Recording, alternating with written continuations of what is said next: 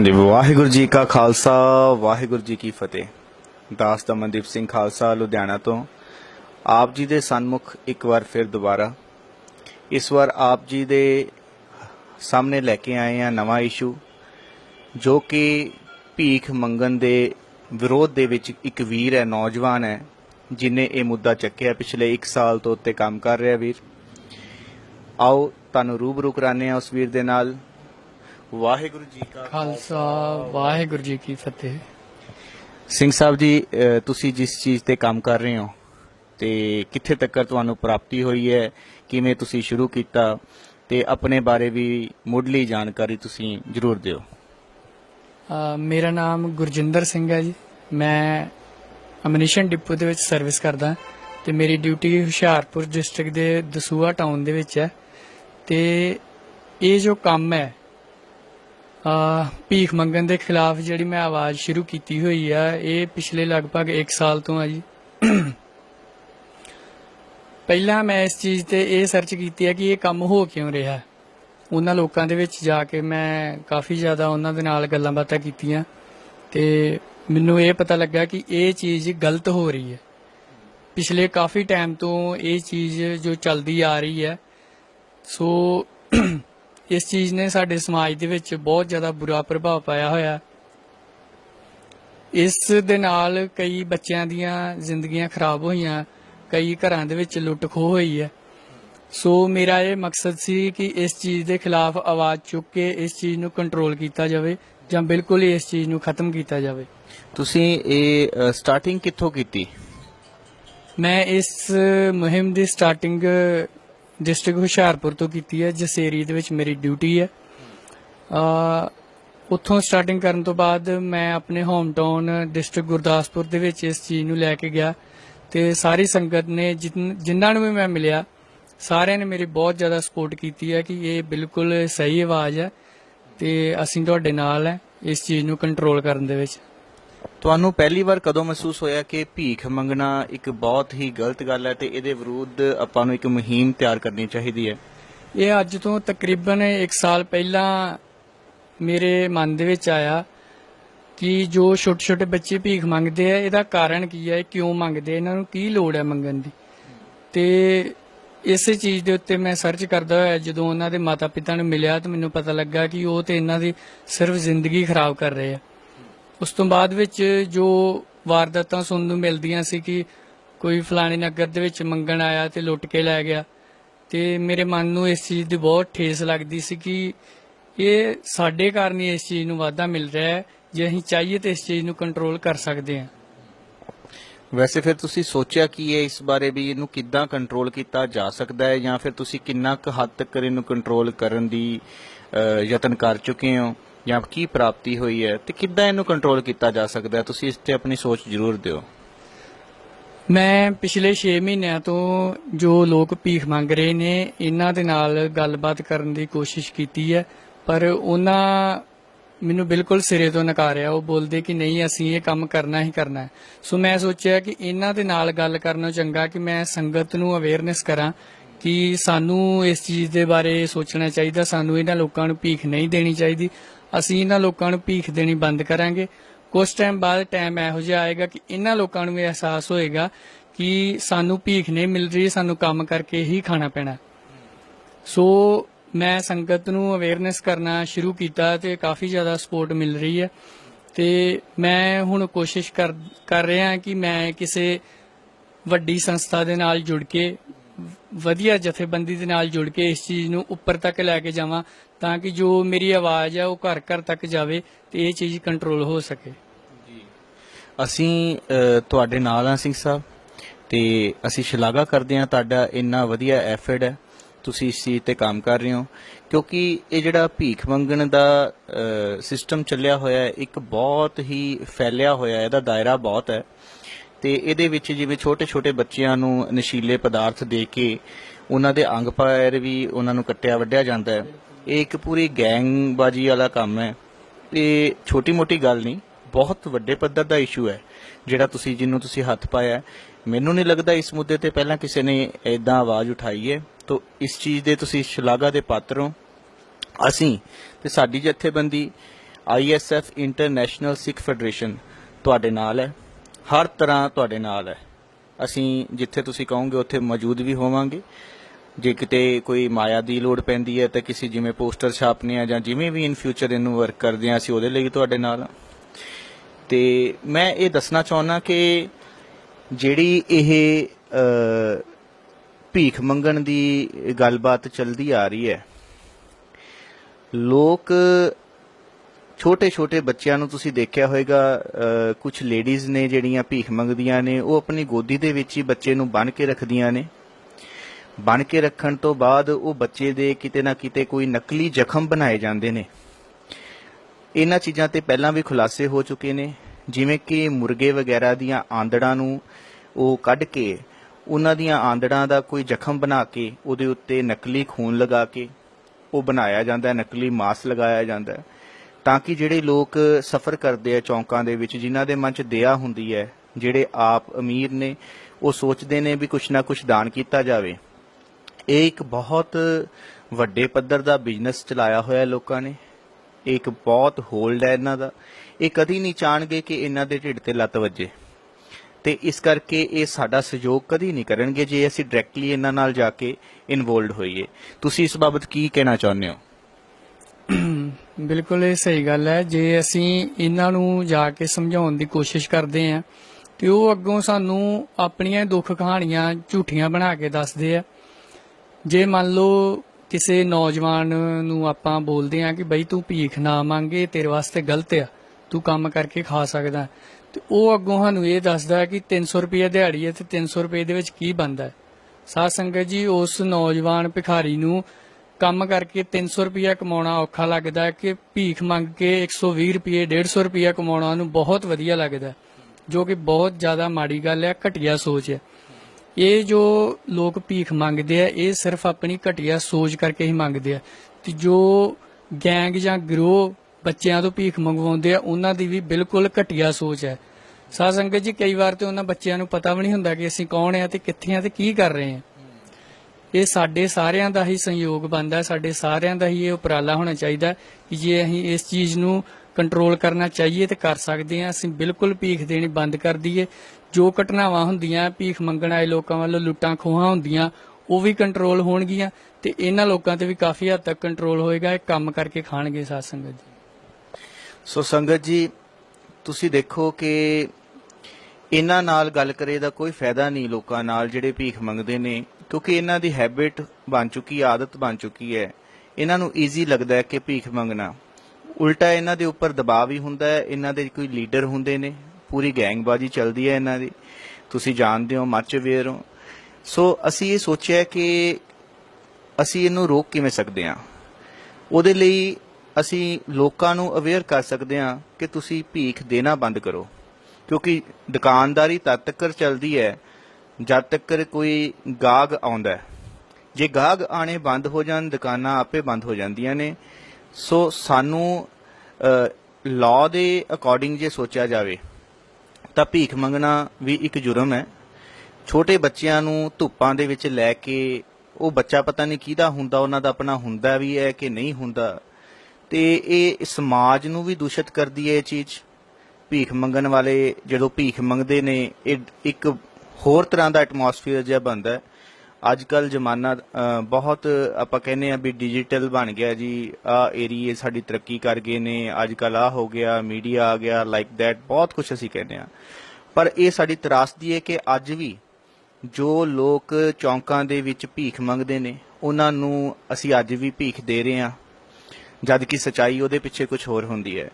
ਮੈਂ ਇਹ ਗੱਲ ਵੀ ਨਾਲ ਜੋੜ ਦੇਣਾ ਚਾਹੁੰਦਾ ਕਿ ਕੁਝ ਵੀਰ ਨੇ ਜਿਹੜੇ ਚੌਂਕਾਂ ਦੇ ਵਿੱਚ ਭੀਖ ਮੰਗਣ ਦੀ ਬਜਾਏ ਉਹ ਕੁਛ ਨਾ ਕੁਛ ਵੇਚ ਰਹੇ ਹੁੰਦੇ ਨੇ, ਜਿਵੇਂ ਬਲੂਨਸ ਦੇ ਰਿਹਾ, ਕੋਈ ਬੱਚਿਆਂ ਦੀ ਕਿਤਾਬਾਂ ਦੇ ਰਿਹਾ, ਕੁਛ ਦੇ ਰਿਹਾ। ਉਹਨਾਂ ਨੂੰ ਜ਼ਰੂਰ ਤੁਸੀਂ ਉਹਨਾਂ ਤੋਂ ਖਰੀਦ ਲਿਆ ਕਰੋ। ਭੀਖ ਦੇਣ ਦੀ ਬਜਾਏ ਉਹ ਜਿਹੜੇ ਕਿਰਤ ਕਰ ਰਹੇ ਆ ਉਹਨਾਂ ਦਾ ਹੌਸਲਾ ਵਧਾਇਆ ਜਾਵੇ।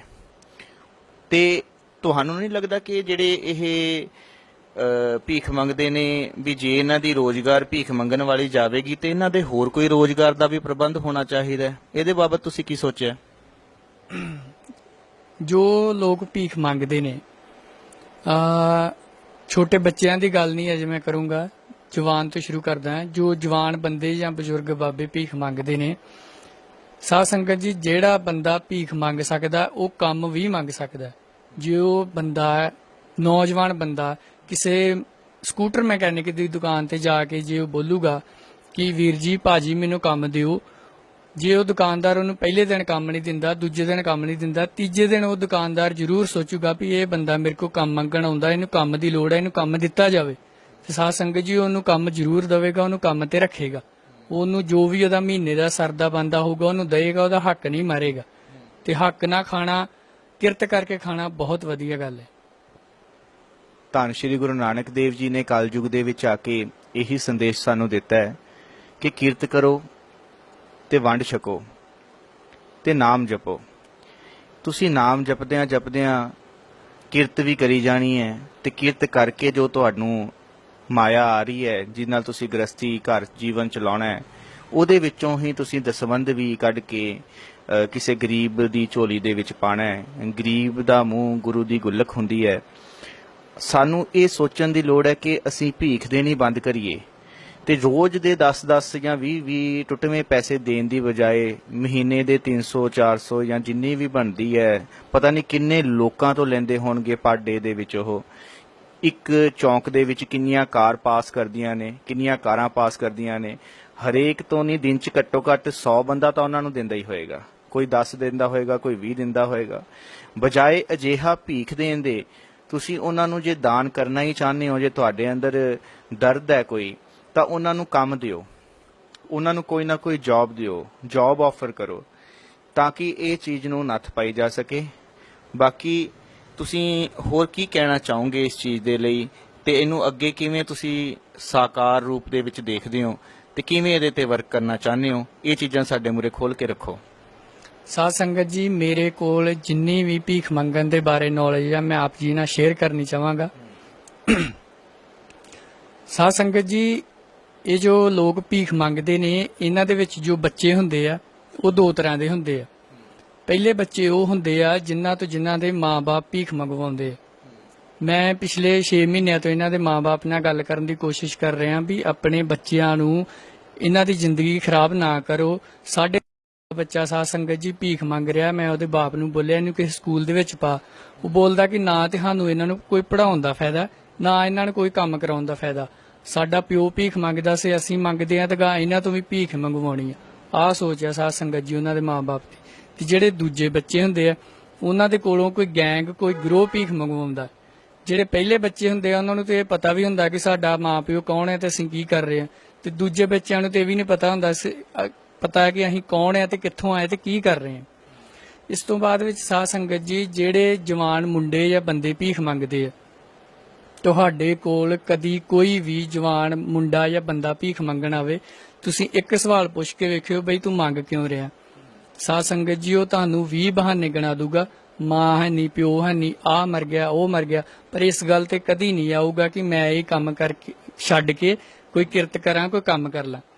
ਕਈ ਮੇਰੇ ਵੀਰ, ਕਈ ਮੇਰੀਆਂ ਭੈਣਾਂ ਇਹ ਸਵਾਲ ਅੱਗੋਂ ਪੁੱਛਦੀਆਂ ਵੀ ਆ ਕਿ ਬਈ ਤੂੰ ਚੰਗਾ ਭਲਾ ਹੈਗਾ, ਤੂੰ ਕੋਈ ਕੰਮ ਕਿਉਂ ਨਹੀਂ ਕਰਦਾ।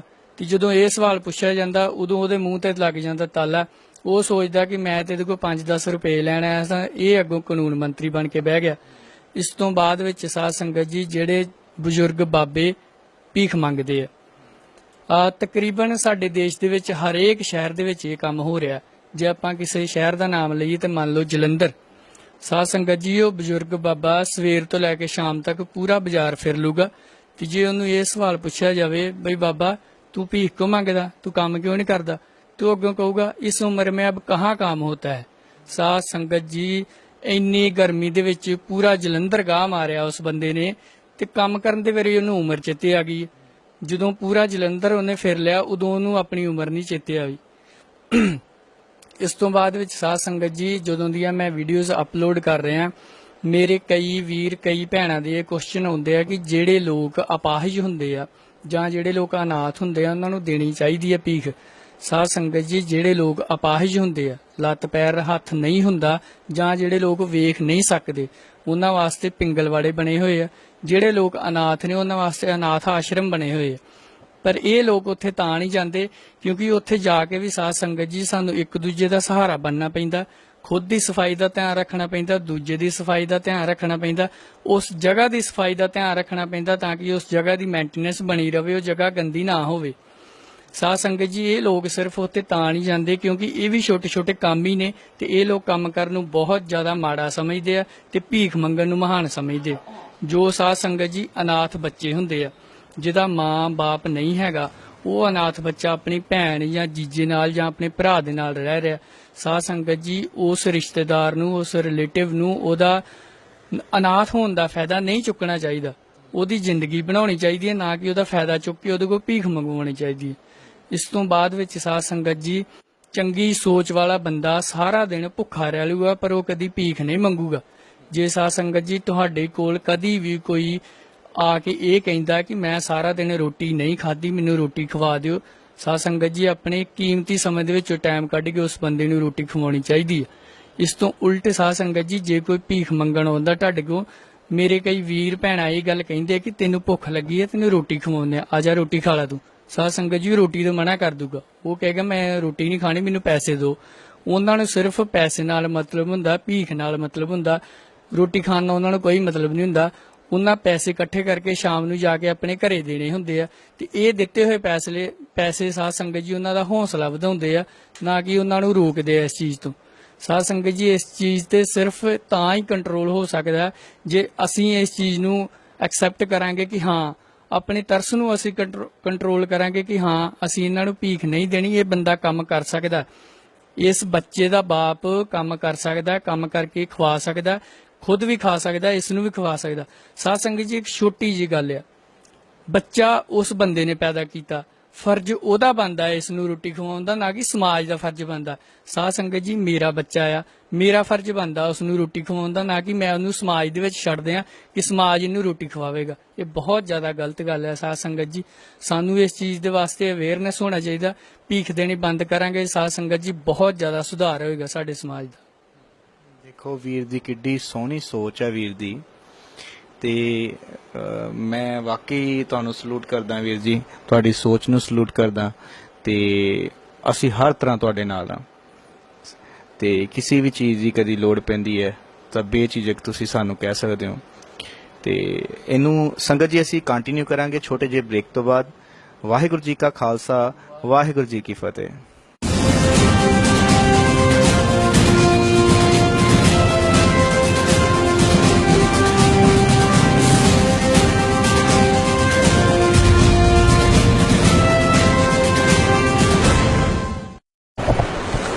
ਵਾਹਿਗੁਰੂ ਜੀ ਕਾ ਖਾਲਸਾ, ਵਾਹਿਗੁਰੂ ਜੀ ਕੀ ਫਤਿਹ।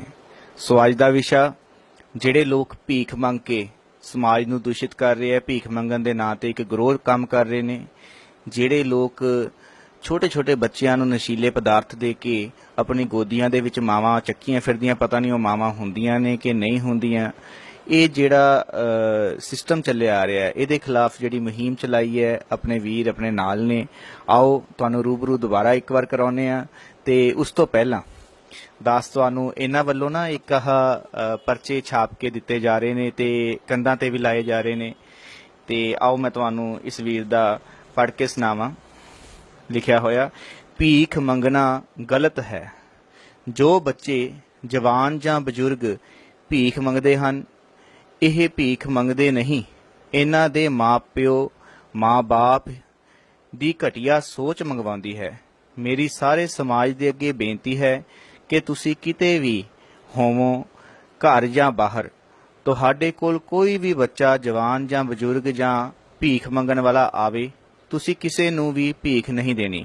ਸਾਡਾ ਕੀਤਾ ਹੋਇਆ ਤਰਸ, ਸਾਡੀ ਦਿੱਤੀ ਹੋਈ ਭੀਖ ਇਹਨਾਂ ਲੋਕਾਂ ਦਾ ਹੌਸਲਾ ਵਧਾਉਂਦੀ ਹੈ। ਇਹ ਲੋਕ ਕੰਮ ਕਰਨ ਨੂੰ ਮਾੜਾ ਅਤੇ ਭੀਖ ਮੰਗਣ ਨੂੰ ਮਹਾਨ ਸਮਝਦੇ ਹਨ।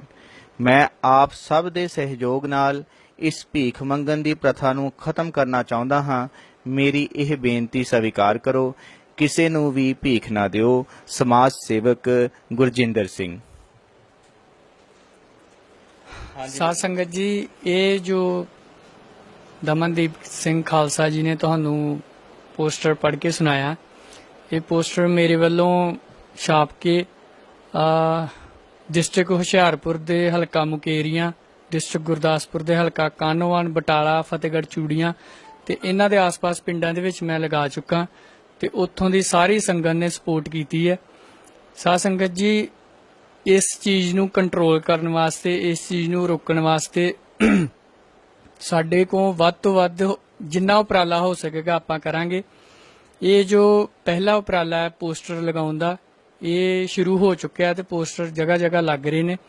ਇਸ ਤੋਂ ਬਾਅਦ ਸਾਧ ਸੰਗਤ ਜੀ ਸੋਸ਼ਲ ਮੀਡੀਆ, ਫੇਸਬੁੱਕ, YouTube ਤੇ ਕੋਸ਼ਿਸ਼ ਕਰਦੇ ਰਵਾਂਗੇ ਕਿ ਆਪਣੀ ਸਪੀਚ ਨੂੰ ਵੱਧ ਤੋਂ ਵੱਧ ਫੈਲਾ ਸਕੀਏ ਤਾਂ ਕਿ ਤੁਹਾਡਾ ਕੋਈ ਪੇਜ ਬਣਿਆ ਜੀ ਫੇਸਬੁੱਕ ਦੇ ਉੱਪਰ? ਹਾਂਜੀ ਬਿਲਕੁਲ, ਮੈਂ ਫੇਸਬੁੱਕ ਦੇ ਉੱਪਰ ਆਪਣਾ ਪੇਜ ਬਣਾਇਆ ਹੋਇਆ ਜੀ, ਸਟਾਪ ਬੈਗਰਸ ਐਂਡ ਬੈਗਰੇਰੀਜ਼।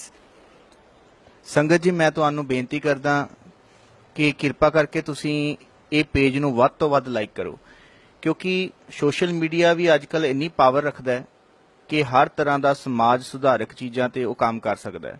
ਜੇ ਤੁਸੀਂ ਇਸ ਵੀਰ ਦੇ ਉਸ ਪੇਜ ਤੇ ਲਾਈਕ ਕਰੋ, ਉਹਨੂੰ ਫੋਲੋ ਕਰੋ, ਆਪਣੀ ਸਲਾਹਾਂ ਦਿਓ, ਮੈਸੇਜ ਦੇ ਵਿੱਚ ਤੁਸੀਂ ਆਪਣੀ ਸਲਾਹਾਂ ਦੇ ਸਕਦੇ ਹੋ। ਇਦਾਂ ਆਪਾਂ ਰਲ ਮਿਲ ਕੇ ਇੱਕ ਹੋ ਕੇ ਇਹਦੇ ਤੇ ਕੰਮ ਕਰ ਸਕਦੇ ਹਾਂ। ਮੈਂ ਵੀਰ ਨੂੰ ਬੇਨਤੀ ਕਰਦਾ ਇੱਕ ਵਾਰ ਫਿਰ ਤੁਸੀਂ ਆਪਣੇ ਪੇਜ ਬਾਰੇ ਥੋੜਾ ਹੌਲੀ ਹੌਲੀ ਵੀ ਸੰਗਤ ਨੂੰ ਸਮਝ ਆ ਸਕੇ, ਉਹਦਾ ਨਾਮ ਬੋਲੋ ਤਾਂ ਕਿ ਉਹ ਸੰਗਤ ਸਰਚ ਕਰਕੇ ਉਹਨੂੰ ਲਾਈਕ ਕਰ ਸਕੇ। ਸਾਧ ਸੰਗਤ ਜੀ, ਮੇਰੇ ਪੇਜ ਦਾ ਨਾਮ ਹੈ ਸਟਾਪ ਬੈਗਰਸ ਐਂਡ ਬੈਗਰੇਰੀਜ਼, ਭੀਖ ਅਤੇ ਭਿਖਾਰੀ ਦੀ ਰੋਕਥਾਮ।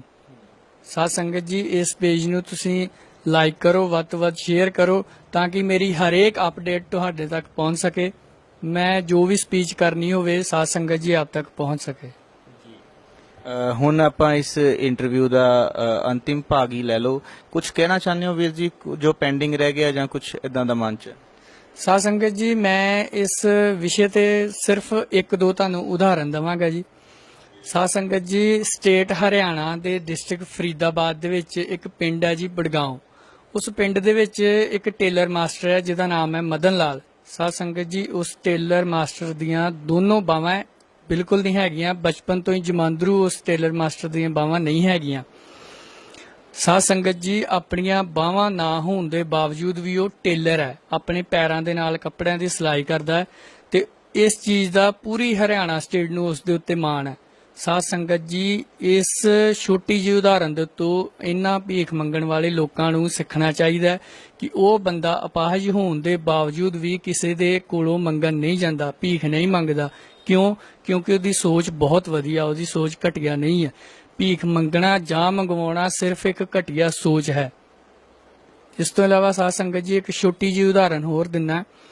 ਇੱਕ ਅੰਨਾ ਬੰਦਾ, ਉਹ ਵੇਖ ਨਹੀਂ ਸਕਦਾ ਸਾਧ ਸੰਗਤ ਜੀ, ਉਹ ਇੱਟਾਂ ਵਾਲੇ ਭੱਠੇ ਦੇ ਕੰਮ ਕਰਦਾ ਹੈ ਤੇ ਜੋ ਇੱਟਾਂ ਵਾਲੇ ਭੱਠੇ ਦਾ ਮਾਲਕ ਹੈ ਉਸਨੇ ਉਸ ਬੰਦੇ ਦੀ ਸੋਚ ਵੇਖੀ ਕਿ ਇਹ ਮੰਗਦਾ ਨਹੀਂ, ਇਹਦੀ ਸੋਚ ਬਹੁਤ ਵਧੀਆ, ਉਹਨੇ ਉਹਨੂੰ ਕੰਮ ਦਿੱਤਾ। ਸਾਧ ਸੰਗਤ ਜੀ, ਜਿੱਥੋਂ ਇੱਟਾਂ ਲਿਆਉਣੀਆਂ ਹੁੰਦੀਆਂ ਤੇ ਜਿੱਥੋਂ ਤੱਕ ਲਿਆਉਣੀਆਂ ਹੁੰਦੀਆਂ ਉਸ ਬੰਦੇ ਨੇ, ਉਸ ਮਾਲਕ ਨੇ ਇੱਕ ਰੱਸੀ ਬੰਨ੍ਹ ਕੇ ਦਿੱਤੀ ਹੋਈ ਆ। ਸਾਧ ਸੰਗਤ ਜੀ, ਉਹ ਇੱਟਾਂ ਸਿਰ ਤੇ ਚੁੱਕਦਾ ਤੇ ਉਸ ਰੱਸੀ ਦੇ ਸਹਾਰੇ ਉੱਥੋਂ ਤੱਕ ਲੈ ਕੇ ਜਾਂਦਾ ਜਿੱਥੇ ਜ਼ਰੂਰਤ ਹੁੰਦੀ ਹੈ। ਕਿੱਡੀ ਵਧੀਆ ਸੋਚ ਹੈ ਸਾਧ ਸੰਗਤ ਜੀ ਕਿ ਕਿਰਤ ਕਰਕੇ ਖਾਣਾ ਹੈ, ਮੰਗ ਕੇ ਨਹੀਂ ਖਾਣਾ। ਸੋ ਇਹ ਦੋ ਉਦਾਹਰਨਾਂ ਤੋਂ ਇਹਨਾਂ ਨੂੰ ਉਦਾਹਰਨਾਂ ਸਾਧ ਸੰਗਤ ਜੀ ਬਹੁਤ ਜ਼ਿਆਦਾ ਕਰੋੜਾਂ ਦੇ ਹਿਸਾਬ ਨਾਲ ਉਦਾਹਰਨਾਂ। ਇੱਕ ਛੋਟੀ ਜਿਹੀ ਉਦਾਹਰਨ ਹੋਰ ਦਿੰਨਾ ਸਾਧ ਸੰਗਤ ਜੀ।